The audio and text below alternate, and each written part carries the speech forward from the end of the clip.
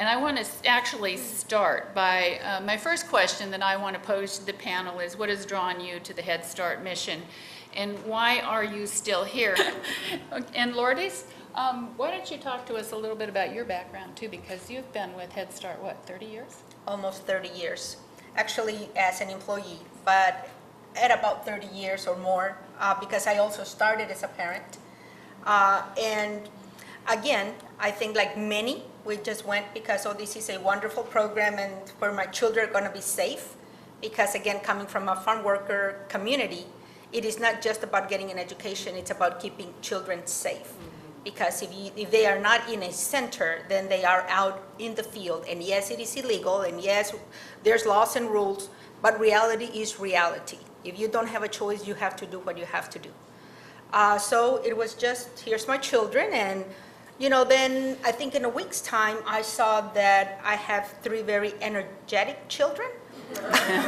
And I saw that teachers were keeping up to 10 children very nicely, quietly, and they did everything that they were asked to do. And I'm like, these people know magic, and I have to learn it. So I started volunteering, and before long, the first year I was Volunteer of the Year, and just like,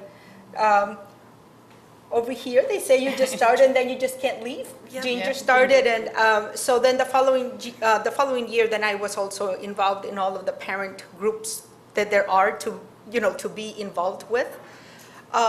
So then when my children went on to school, I took that everything that I learned in Head Start, I used it all the way through.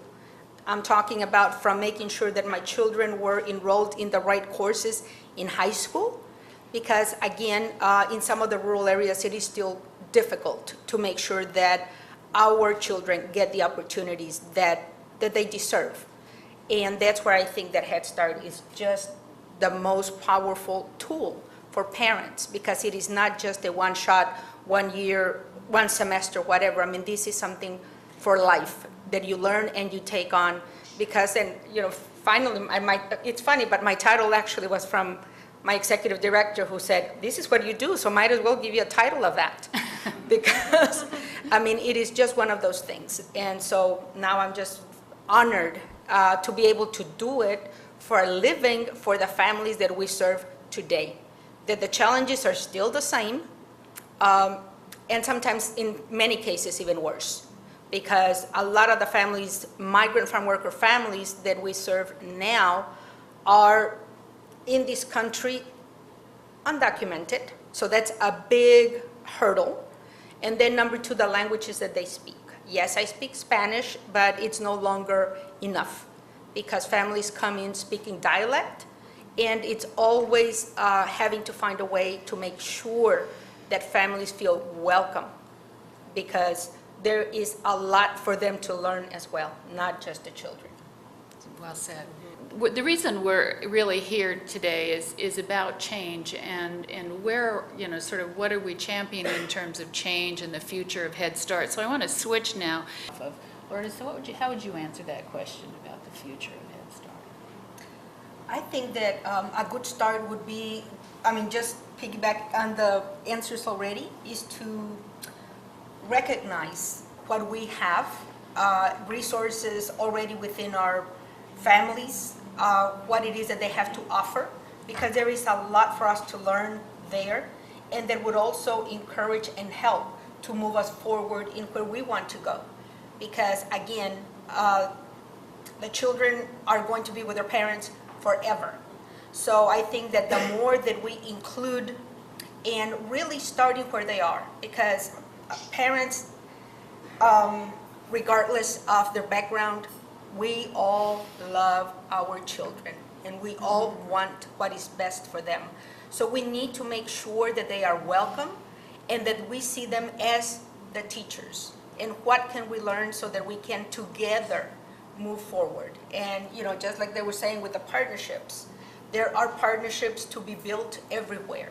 And just like I said again, starting with families, with the parents and the communities, because at least for me, I am blessed that I am in a community that I have been for a very, very long time, and it is very refreshing to go into trying to build something new and to see a familiar face And many times, these, again, as kids who are growing up, I may not remember them, but they do remember who I am.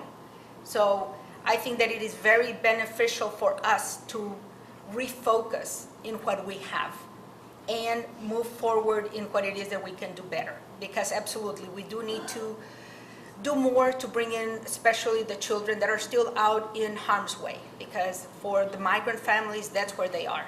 That, you know, they are not in a little home and they're just not getting the education part. They are really out in the dangerous fields.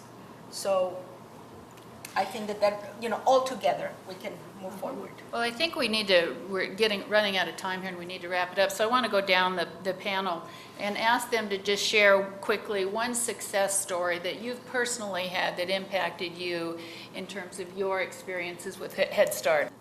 Lourdes? I will have to take the opportunity to say just being able to be part of so many successful stories with our children. And today, with me here today, my guest is a board member of our program and also who we call an RCMA baby. He was in our program as a baby and then now he's on our board. So I mean, how much better can that get?